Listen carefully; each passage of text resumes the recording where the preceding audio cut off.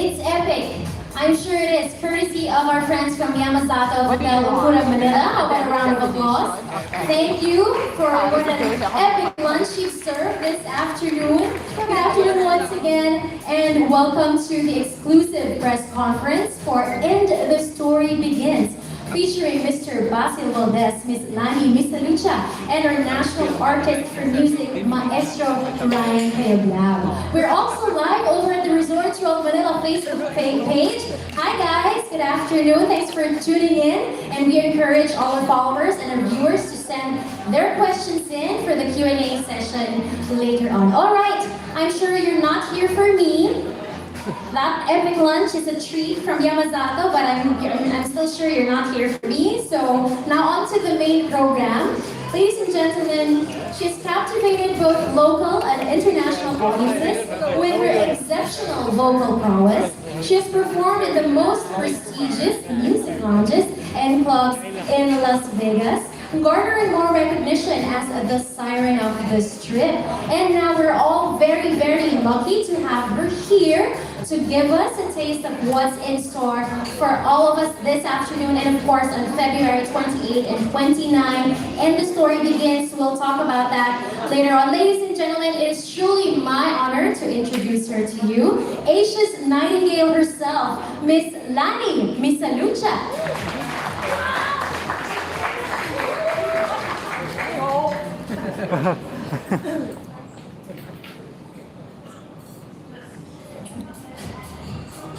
Hi guys, thank you once again for coming in. What I'm going to perform right now is my very newest single. It's called I Can't Give Anymore.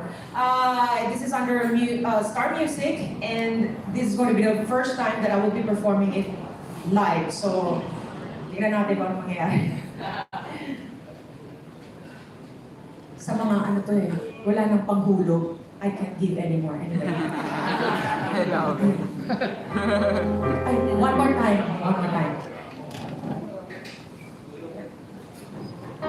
Yan. Sobrang lungkot nito, sa totoo lang.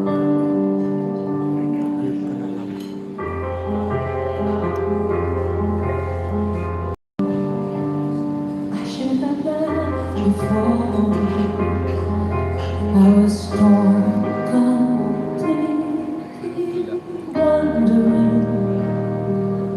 Can we come back from this? Wishing I get back what we had, all the moments of bliss. I don't wanna try, I don't wanna write our love story, another story with an ending that leads nowhere.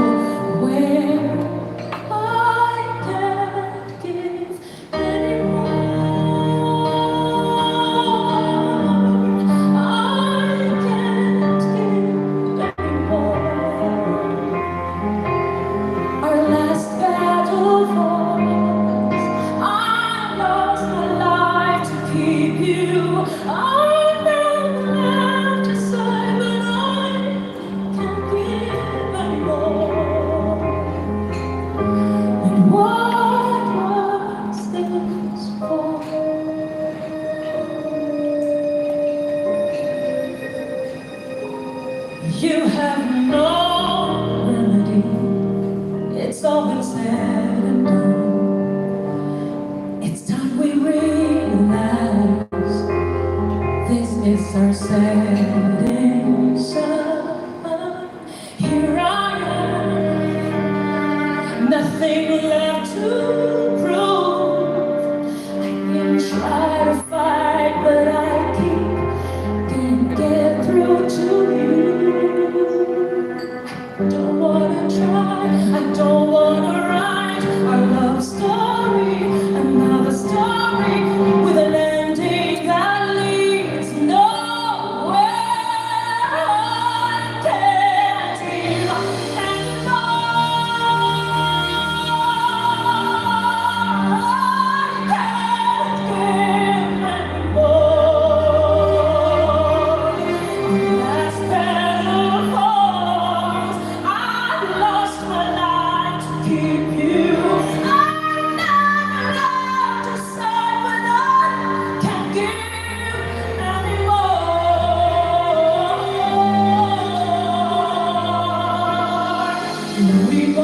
we both can see the end.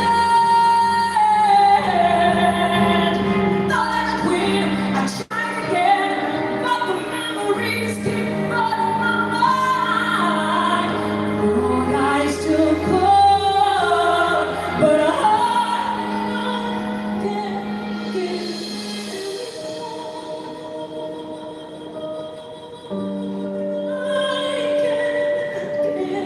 anymore.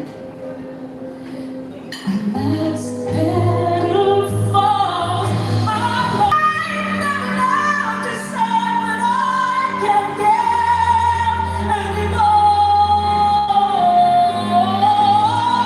What was this for? I can't get anymore. What was this for? I can't give Kakaiyak. Ladies and gentlemen, another round of applause for Miss Lani Misalucha. What a very moving performance. Ang sakit po. Inaano ba kita?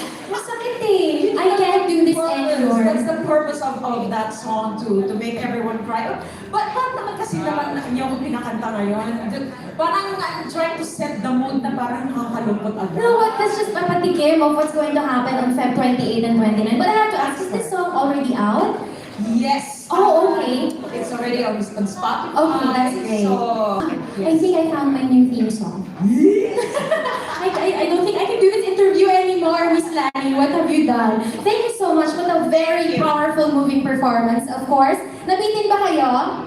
There is of course more, but you have to come back on Feb 28 and 29. Of course, and the story begins at the award-winning Newport Performing Arts Theater, only here in Resorts World Manila. Of course, that's those 2 nights. We will witness the magic and thrilling performances by 3 amazing gems of Philippine music industry. Alam ko kanina niyo kasi lang hinihintay. So, our country's premier balladeer, Mr. Basil Valdez, is here with us this afternoon.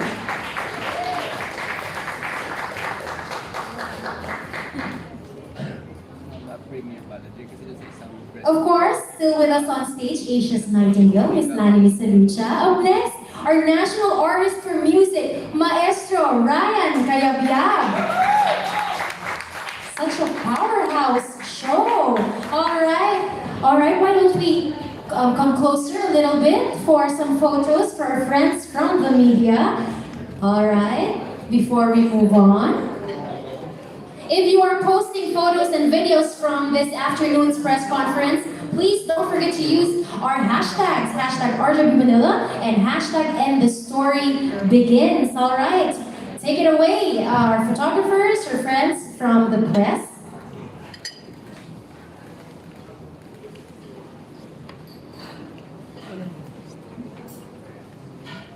All right. Okay, why don't we set up very, very quickly? If you don't mind, we will do a quick Q&A with our friends from the media. We're also live on Facebook, on the Resorts World Manila Facebook page. Right there, I've invited them to send their own questions for all 3 of you this afternoon. How are you guys so far? All good? All right, great. Don't forget February 28 and 29, 8 o'clock p.m. 2 amazing nights, special and magical performances only at the Newport Performing Arts Theater here in Resorts World Manila. Please join me. If you don't mind, I will be asking you some questions about the show and also some personal questions if you don't mind, and then we'll open the floor to questions from Facebook and our friends from the media. All right, let me begin. My first question is for all 3 of you. Please feel free to jump in and answer. Of course, the very obvious question is, why is the concert called "And the Story Begins"?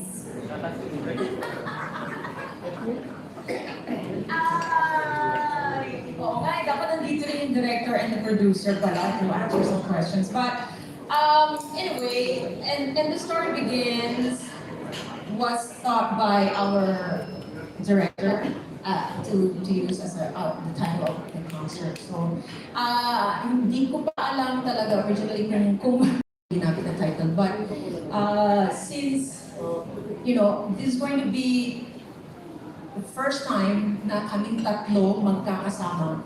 Although, you know, we have worked together, I've worked with Maestro here. There's several times with some concerts and also some corporate shows. And ito naman si Mr. Basil here.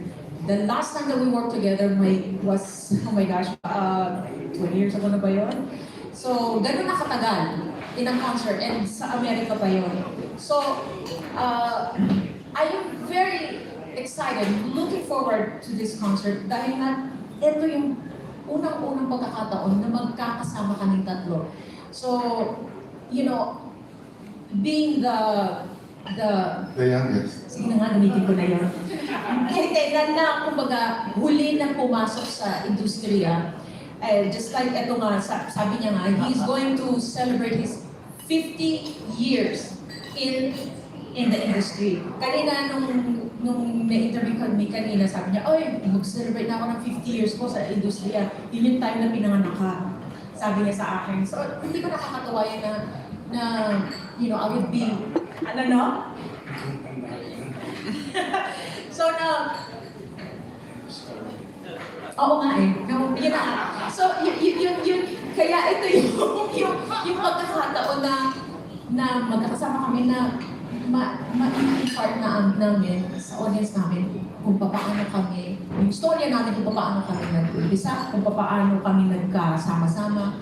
So, It's just like saying it's a start of something new, something brilliant, since this is the first time that you, all three of you, legends, icons of OPM are on the same stage. Anything to add, Maestro and Mr. Basil? Actually, tama yung pagkasabi niya na mo, Ren, na it's a start of something new because we've never done anything before. But you can also say that the story begins from this point, pero pa-collective. Kasi we review, especially Basil, he will be singing all his hit songs, all the songs that as if naman sandaan yung kakatayin ni Basil. Hindi, nabili lang siya ng mga awitin for this special occasion. But yes, the story began both in 1917. So, sa kanina, tinatanong pa rin natin, ngayon ba, 70? Hindi nga, kakasabi lang ni Basil na 50 years old. So, 50 years old na si Lani. We didn't mean to reveal that, but wow, Sir Basil, 50 years! Congratulations! I am Wow! also celebrating his 50th. 50th din, wow! How about a round of applause for these legends? I share the stage with currently. Kinikilabutan ako sa inyong tatlo eh, sa totoo lang. Anyway, let's move on to my next questions. For all three of yours in Filipino music industry, between the three of you, how did your respective stories, your career stories begin? Just very, very quickly, like a summary, paano respectively nag-start yung mga career, yung storya? Okay, umpisa ko. Naghanap ako ng trabaho right after graduating from high school because kailangan ng tulong ng pamilya ko. So we were, I think, like many of us, we struggled very hard and para lang matulungan natin yung pamilya. Sorry. Sorry. Masaya yun. Para matulungan yung family na. So, yun ang pinaka-impetus kung paano ako nag-umpisa. Naghanap ako ng trabaho, naghanap ako ng mga auditionan, naghanap ako ng mapupuntahan para ma-discover. Basta mga ba yung kwento? So, basahin ako kung paano ako na-discover. That was a start. And now we're sitting with the National Artist for Music, Maestro Ryan Cayabyab. ako maikli lang, accidental lang talaga sa akin. Hindi ko alam na magiging singer pala ako. Akala ko magiging beauty queen ako. So hindi, accidental talaga lang. I was already a mother of two. Talagang parang nailagay ako sa posisyon ko. Wow, thank you God for that beautiful accident. Now we have an accidental icon sitting here with us, Sir Basil. I started my career in 1970 as a folk singer. It's a place called Up There Singles Club in Padre Faura. And then I joined the circus band for 5 years ngayon at kailanman. So, yung history na lahat. So, Thank you for letting us in those stories. Now going back to our upcoming show, what can you tell us about this specific show? What can your respective fans expect on Feb 28 and 29? So nasabi ko na will be performing Basil's iconic songs. Sasabihin niya kung sino nag-compose ng songs later. And I'm also expecting, because I already saw the lineup also, Lani is going to perform some pieces. At least matutugtog na sa wakas niya.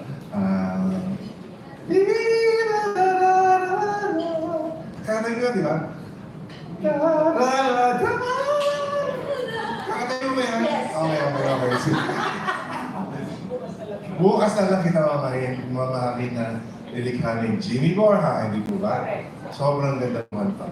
So, first time ko natutugtugan ever in my life. Yes. So, in a concert with the MSO String Orchestra. So, meron tayong string. Meron na yan, maganda yan. And many of the other Lani songs. Yeah. What they would expect, fun. Parang parang we're just having fun. Nalaro lang kami ng konti. Pero definitely, mas maganda yung mga tabik na. Anything to answer? and the story begins. Kasi the concert will be about my life. All the songs I'm performing are original Filipino songs composed for me by great Filipino composers. I'm paying tribute to Ryan Cayabyab, George Canseco, and Jerry Paraiso. No? So all originals, pwede ko nang maggitin, no? Nais ko, kay Ryan, Paraisong Parisuka, kahit ikay panaginip lang, ngayon at kailanman, hanggang sa dulo ng walang hanggan, ngayon, you, lead me Lord, iyon ang mga example ng mga songs. Wow. Yung buhay ko. I quickly asked myself why I know all these songs that you're singing. Magandaan. I'm a little soul trapped in Amelania's body. Miss Lani, do you have anything to Out of the theater, feeling good, Yes. and bringing with them the songs that we offer them. Well, with these things that you revealed to us this afternoon, I am sure it's going to be a lot of fun while this relationship has only just begun, right? So we have questions from Facebook. Let me ask them. What are you looking forward to the most in this show? Aside from all three of you just being on the same stage for the very first time. They'll be doing duets. And these are duets that have not seen light for decades. And we're just unearthing some of the older materials. Don't worry, it's not gonna really sound really old. But old meaning, when you say naman old, when it's given a new light, it becomes new again. So that's what I'm looking forward to. And maybe if they know already the solo songs of Basil and Lani, they can look forward to the duets. Miss Lani, anything? That's it? Ako, what am I looking forward? Yes, the most. I'm looking forward, after the concert, I'm looking forward to working with them again. And I'm looking forward to having a song created by our maestro for me to sing in the future. Sobrang galing ito mo. Pressure. Okay, I have a question for Sir Basil. As a long-term icon in the music industry here in the Philippines, what's the next chapter of your story? Another 50 years. Why not? We're open to that. Tapos na yung 50 years. Also, earlier Ryan had mentioned that he'd start composing again. So I am expecting some of the songs from him. All right, very, very interesting. Now, Maybe later on, if we still have time, we'll get more questions thrown in on Facebook. I'm gonna open the floor to our friends from the media so they can ask their questions. They've been here waiting for you to ask you everything they want to know about the upcoming show at the Newport Performing Arts Theater. Anyone? Questions? If you have questions, please raise your hand and we'll bring a microphone over to you. Thank you. They're still warming up to all of us here on stage. Yes, ma'am. Of course, Hotel Pura Manila will be open very, very soon, so please watch out for that. Good afternoon. How do you maintain your beautiful voices? Me, I am really just grateful to God that somehow nakakanta pa ako at nandito pa yung boses. I just do not know kung ano mangyayari after 5 or 10 years sa boses ko, but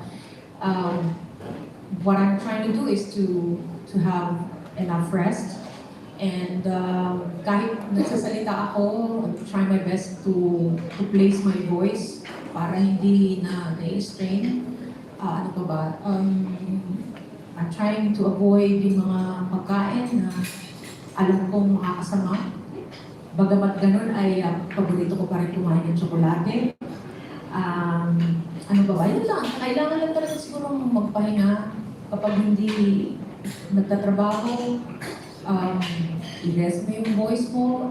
Pero ako somehow, kahit pag uuwi na ako sa Vegas, hindi ako masyadong nagtatrabaho. Walang concert, nag-vocalize ako. So yun yung ginagawa ko. First line ni Lani is very important. That it's really, we owe this voice to the Lord God Almighty. So yun yung pinaka-secret talaga para yun for longevity. And ako naman, medyo magkaiba kami kasi kinasanayan ka ng uminom ng maraming malamig na tubig. Amazing, di ba? Before and during my performances. And then, kumakain din ng maraming tsokolate. Magkaiba kami ni Lani. So, I don't know, I've been singing for the past 50 years. Sana bigyan pa ako ng Panginoon ng boses na ganito. No? Thank you. Next question, please. Congratulations po sa concert in advance. Tanong ko lang po in your, especially Sir Basil, in your 50 years sa showbiz, sa dami ng concert na ginawa niyo po, do you want to share to us yung mga memorable, embarrassing moments during your performances? May times po ba na umiyo? Kasi hindi ako masyadong magamit ng teleprompter. I memorize my songs. But there was, kaya lagi ako merong music stand, andun lang. And I glance once in a while para malaman ko yung pagkakasunod-sunod ng mga awit. So, yung repertoire kasulat dyan. There was a time na nakakalimut ako ng one line. I never used wireless microphones during my performances. Laging merong wire. So, pagka importante sa akin yun kasi pag nakakalimutan ko yung lyrics, ginagalaw ko yung wire para kunyari nawala. Now we know. 50 years na tayong naloko na. Dapat hindi mo sinabi yun. Trade secret yun. Talagang pag ginagalaw ko yung galit na galit naman sound engineer. Alam niya na eh. Alam na this. Alam na siya sound engineer ko yun. Nakalimutan ko yung one line. So, yung mga bagay na ganyan hindi ko makalimutan. Meron akong sasabihin sa inyo na hindi niya sinabi pero hindi ko makalimutan. Nasa Covalandia kami. Ganun na katagal, Covalandia. Alam niyo ba ko saan yan? We had a performance. Gabi. Opo kayo po ang maraming basi. Na-choke siya dahil nakalunok siya ng lamok. Eh, may pumasok na lamok. Nalimutan mo na? Hindi naman yun, yung malaking ano yun eh. No. No. Ang laki. Gano'n talaga. Eh, siyempre, pagka live, hindi mo naman pwede. Diba? So, kailangan mo rin siya. Kasi nakakahiyan diba, to speak it out. So, nilunong ko, tsaka ang tingin ako kay Ryan. Hindi ko masabi sa kanya, yung gamo-gamo yung nalunong ko. Oo, magkakalaman na mo. Ikaw, Lani. Embarrassing moment. Wala. Embarrassing mo, ang dami. Ang dami. Sa totoo lang, meron time na hindi ko naaabot yung note kasi it's either pagod na pagod ako o previous night meron akong kinantahan, so hindi ganun kaayos yung boses ko. So may ganun, o meron din akong napiyok ako. So ang ginagawa ko, pag napiyok ko to, pipiyukin ko na yung the rest. Para mukhang Kasama sa style. Oo. Ganun din yan. Alam, okay, those are not secrets anymore. Next question, please. Ah, Sir Ryan, embarrassing. Embarrassing? Wala. sorry kayo. Just being honest. Kasi, ang trabaho namin as music director, sa likod lang kami. Hindi kami frontliners. Ang pinakamahirap na trabaho, yung nasa frontline. Yung mga nasa likod, yung mga musicians, we're having fun. We have so much fun. The responsibility is not as much as them. Kaya lang, kailangan yung support namin sa singer ay more than 100%. But we do that during rehearsals. So sa rehearsals, napaplancha yan. So the reason why walang embarrassing moments is nasa likod kami, kung may pulilyaso, we can always tell the soundman, we can always go out and have it fixed. So hindi kami yung tipong embarrassing kasi sa likod lang kami. Ano na lang, Mr. Ryan, kung meron po kayong artist as musical director na umiyok or parang hindi naabot yung notes, ano po yung ginagawa po ng isang musical director to help yung tao naman? Sakto. Tumatawa daw ng malakas. Tawanan, gano'n. Pinagtatawanan namin kasi para magaan lang. Nangyari, hindi naman pwedeng ibalik yung nangyari. So, we just take it lightly. However, sometimes, talagang pinipilit namin hindi pansinin kasi gusto namin idiretso yung show na walang feeling na nagkamali o walang feeling. Ganun naman ang trabaho natin. Pero sa kawawa yung singer niya pagdating sa pagkatapos ng show. Tatakot-takot na kantsa. I'm sure those things happen, really. I mean, hopefully, hindi ganun kadalas, but those things happen. And it's so much fun to learn na wala lang sa kanila, no? Parang for all of us, it's such a big deal, but for them, it really happens. Next question, please.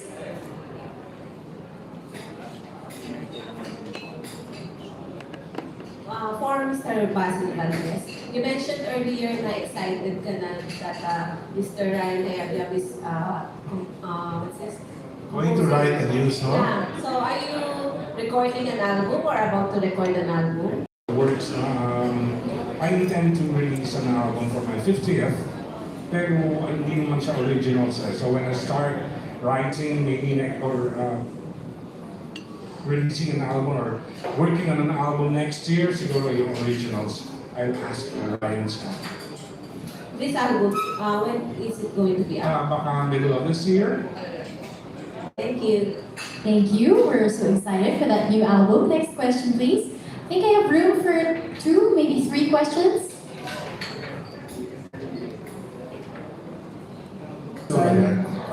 Kayo na ang nag-i-initiate sa mga artists nyo na babaan na lang yung key. Especially when you think it would be punishing for the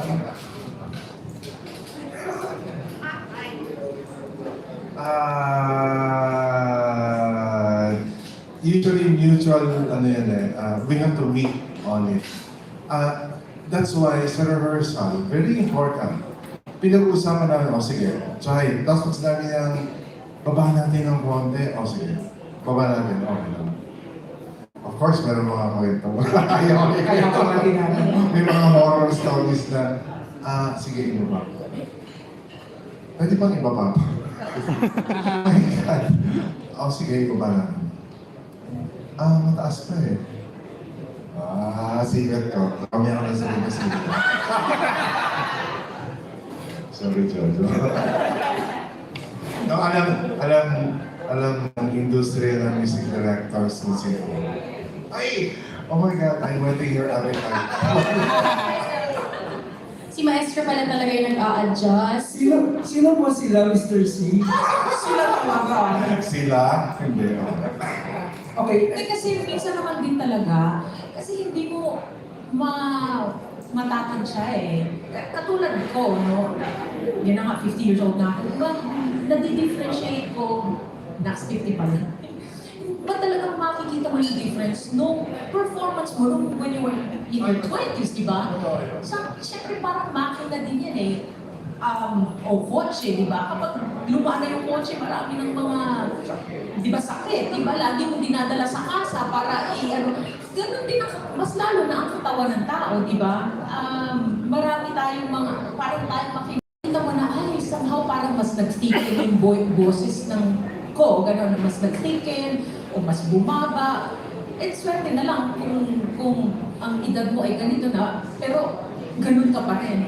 So, I guess meron din naman ganun na mga performers o mga artists, especially siguro yung mga talagang lehitimo na mga soprano na inaral talaga na nila yun, ma-maintain nila yung ganung klaseng boses. In our case, o lalo na sa akin, na iba-ibang placement ang ginagamit ko, iba't ibang genre of music, so nalilito na yung ano ko. So, isang cause din yun ang pagbababa ng boses. So, kung minsan, talagang magre-request kami, pwede bang mababaan ng kalahati?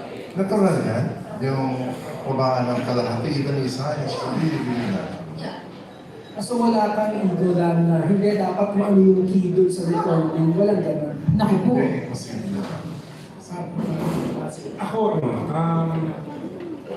minsan may mga kantang gusto ko ipababa ng kalahati, no? Pero mas nahihirapan ako kasi parang, parang yung voice mo merong memory, parang na may memorize ng muscle kung saan siya pupunta. Pero hindi na talaga kaya eh, parang sobrang nataas. So, si Ryan na mismo nagsasabi, kasi kailangan ibaba ng kalahati yan. So, kailangan kong re-adjust yung memorization ng ano. So, nag-adjust naman siya. Kasi wear and tear din, I am 68. So, hindi ko na pwedeng kantahin ng sobrang taas ng kanta. Pero maniwala ka, yung karamihan pa rin, nandun pa rin siya doon sa key niya. Kung bababa lang, kalahati lang. Yun ang the most na nakita ko sa na ginawa ko sa mga arreglo ni Basi. So, hindi malayo yung ako. It's very acceptable. Posible. Dumating yung time na pwede mo sabihin, you're oversinging it. Or are they aware of what's the, if that's the term to use, right way of singing now? I think they're aware of what to use. If the media is live performance, if it's radio performance, recording, I know how they do it eh. Kasi pagka sa recording, alam nila kung paano titimplahin pag naririnig nila na malapit. And Joe, most singers sa recording, when they perform sa live, pwede silang malayo ang microphone pagka bumirit sila. Sa recording, hindi alam nila yung microphone nandito. So they really have to fix the placement. Kailangan nila timplahin yung tunog. Why? Kasi importante sa recording, ang physiology niya ay kapag pinapakinggan natin sa radyo, yung radyo malapit lang sa tenga natin, especially kung softer songs. So kailangan ganun din, malapit din, intimate din ng radyo malayo. So pwede nating isigaw yung mga kanta. Last question, and follow-up ko sa sagot niyo, Mr. C. Maybe kayo din pong tatlo kayo sagutin ko.